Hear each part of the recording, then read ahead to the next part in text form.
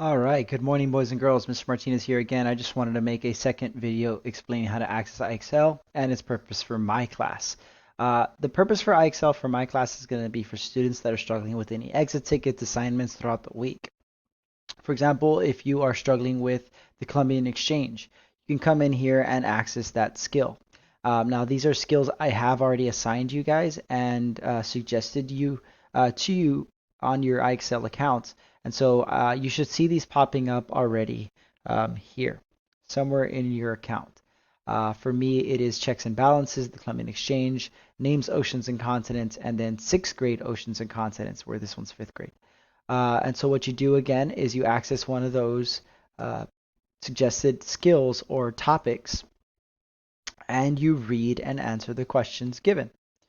This is what it'll look like when you first access one of these accounts or one of these exams or subjects, and you just simply click Get Started.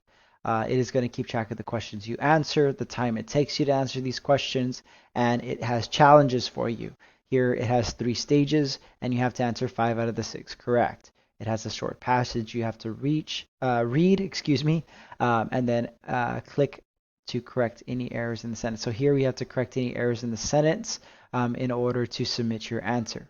And so let's go and practice with this first one together. It says, in the following questions, you will learn about the Columbian Exchange. Historians use the term the Columbian Exchange to describe the movement of diseases, animals, plants, people, and resources between the Americas and the rest of the world.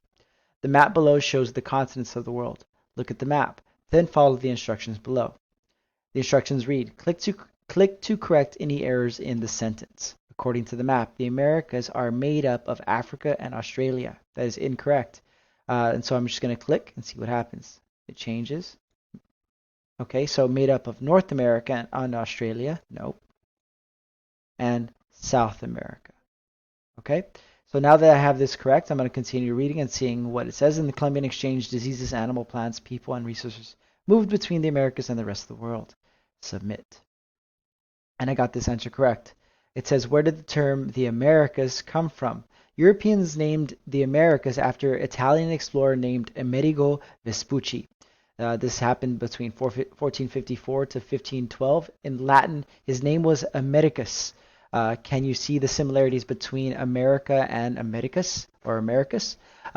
This statue of Amerigo Vespucci stands outside of a famous art museum in Italy. I actually got to go visit one of these places, and if I find the pictures, I will share those with you. So yeah, and so you just keep going and answering the questions based on the reading. Some of them are timeline questions, and so it's really going to help your social studies skills and your reading and writing skills as well. Again, this is tailored for students that are struggling with any of the topics we have learned this week. If you have any questions, feel free to reach out to me. Have a great day, guys.